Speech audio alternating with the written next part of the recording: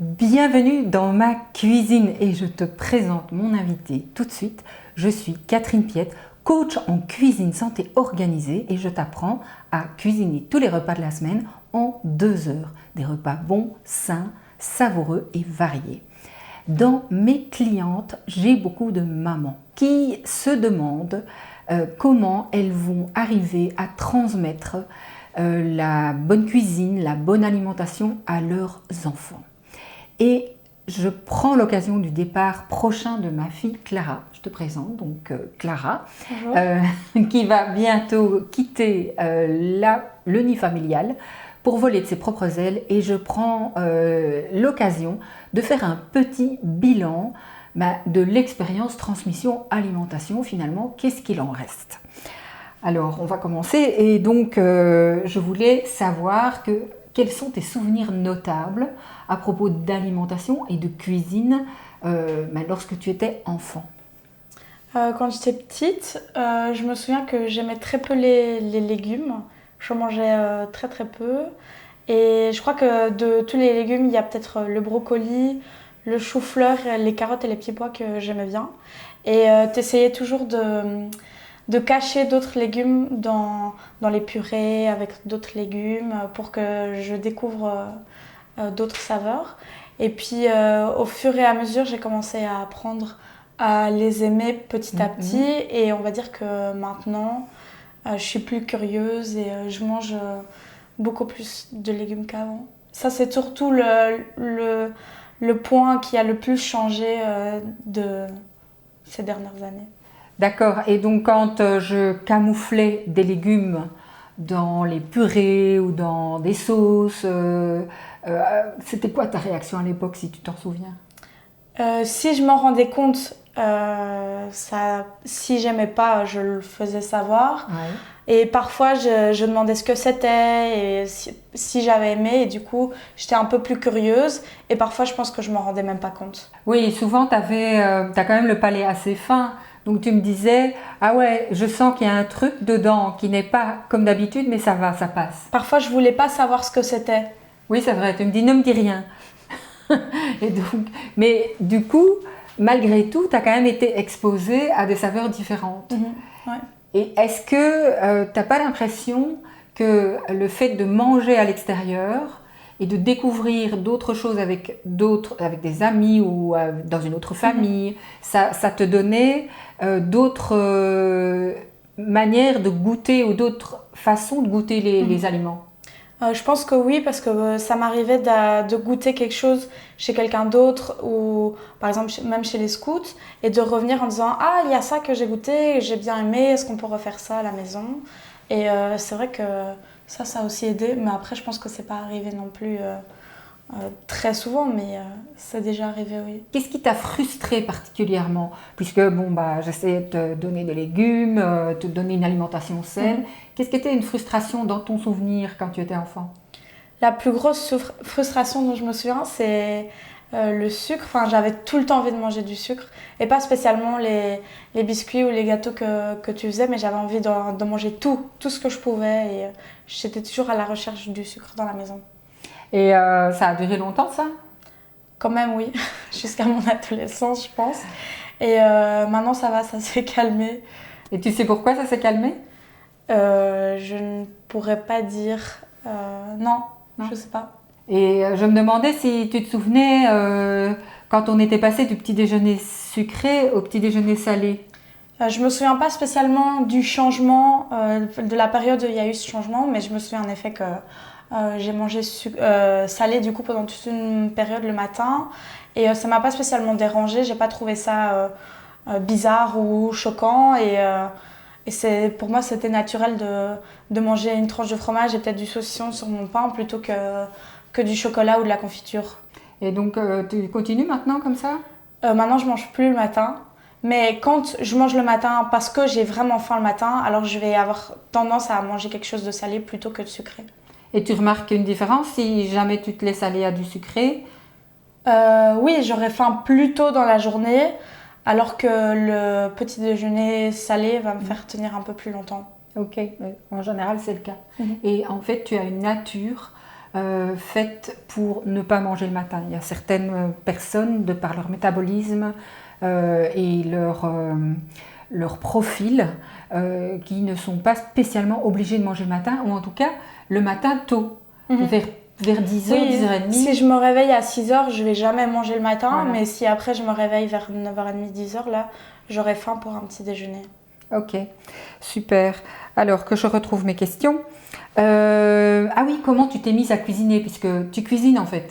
Ça m'arrive, oui. Maintenant que je suis à la maison, pas trop, mais j'ai été obligée, on va dire, de cuisiner quand je suis partie en Erasmus et puis quand je suis partie en stage à l'étranger.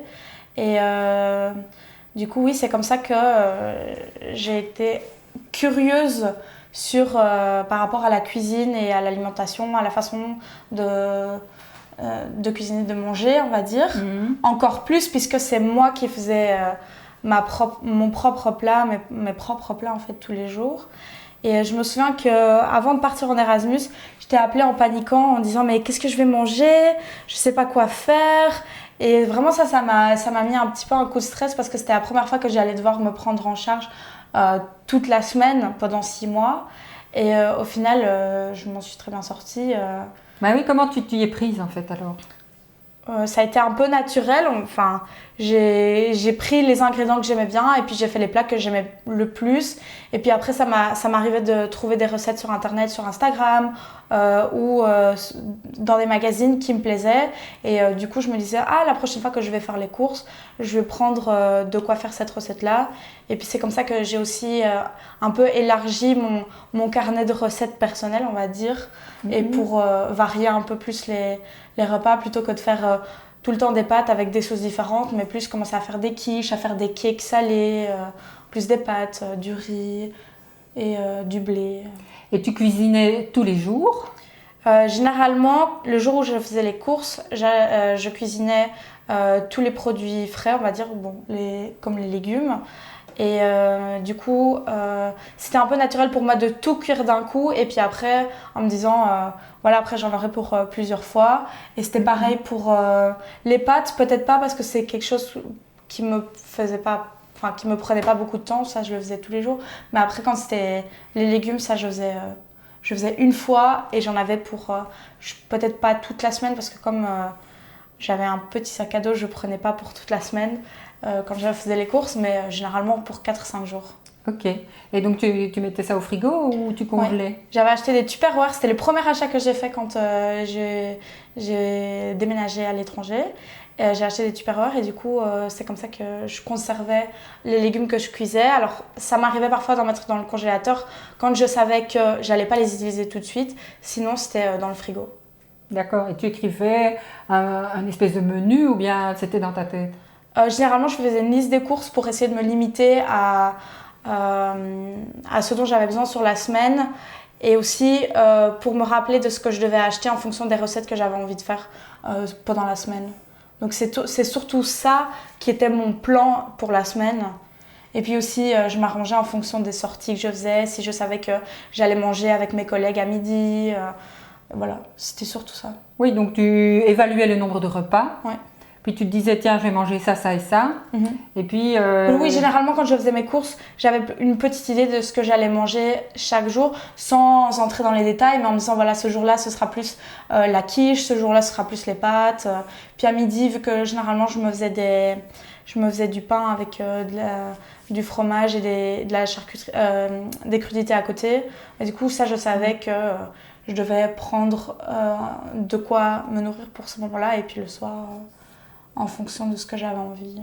Alors, moi je me souviens quand tu es partie pour ton stage, donc ton Erasmus était en Suède et le stage c'était en Espagne, il y a un truc qui m'a scié totalement, c'est que tu as regardé où tu pouvais t'approvisionner en bio. Déjà c'était le cas en Suède, hein, dans les supermarchés, il n'y avait pas de magasins bio, mais il y avait des rayons bio au supermarché.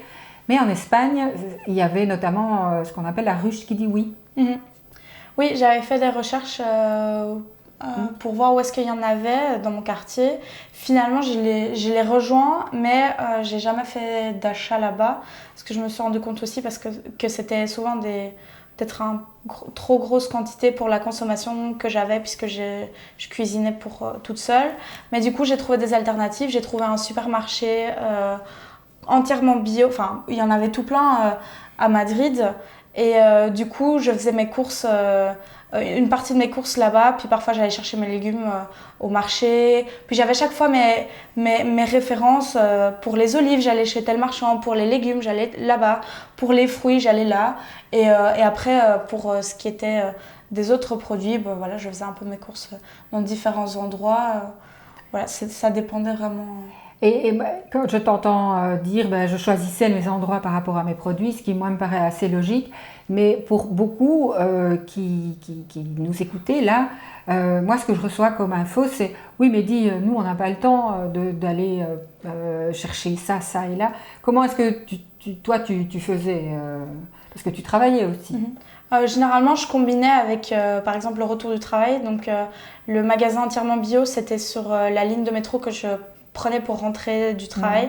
Donc, généralement, j'essayais de combiner ça. Donc, je descendais du métro pour aller faire mes courses et puis je revenais à la maison. Ou alors, quand je sais que j'allais dans le centre pour l'une ou l'autre chose, j'en profitais pour aller faire mes courses. J'essayais généralement de combiner avec une autre course ou quoi. Oui, un autre trajet. Un autre trajet, oui. Et sinon, voilà, il y avait des moments où j'avais le temps de me consacrer uniquement aux courses. Et, voilà. Mais c'était rare que j'allais faire les courses et que c'était mon seul objectif.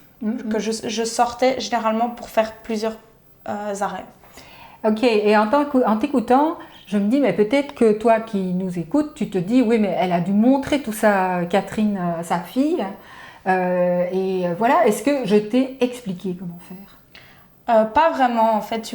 On s'est pas un jour assis à table et tu m'as dit, voilà, il va falloir faire ça et ça. C'est surtout en te voyant, par exemple, pour les Tupperware, faire les légumes ou les sauces ou des plats sur plusieurs jours. C'est surtout en te voyant que pour moi, ça a été naturel de faire la même chose. Et je pense que c'est surtout comme ça que je l'ai intégré et que du coup, après, quand je cuisinais, je me suis pas dit est-ce que je vais cuisiner pour maintenant ou pour plusieurs jours.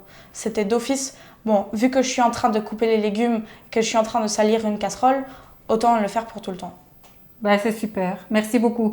Donc tu vois, en fait, tu n'as pas besoin de faire des efforts spéciaux pour transmettre quoi que ce soit à tes enfants. Il faut juste le faire. Et le faire devant eux. Inutile de les chasser de la cuisine, évidemment. La cuisine, ici, c'est un lieu de vie où on peut être tous ensemble, même à d'autres moments que le repas. Et en fait, c'est comme ça que ça se passe dans les familles. C'est comme ça que se passe l'éducation aussi. C'est vraiment par imitation. Et pour conclure, parce que évidemment, moi, je te montre tout ça dans les formations. C'est pour ça que je te parle d'imiter. Que je te donne des modèles de suite de repas, comme par exemple faire une sauce pour un repas et puis faire de cette sauce une quiche ou un gratin pour le deuxième ou le troisième repas. Donc ça, c'est des modèles à imiter que tu reçois je te mets tout ça ici en dessous. Merci beaucoup Clara. Merci. Et merci pour ton témoignage. Et à toi, si tu as des questions, des suggestions, des témoignages aussi, raconter comment ça s'est passé pour toi et tes enfants, comment ça se passe aujourd'hui, que tu sois papa ou maman d'ailleurs, eh bien n'hésite pas à le faire ici en dessous. Salut, merci, à bientôt.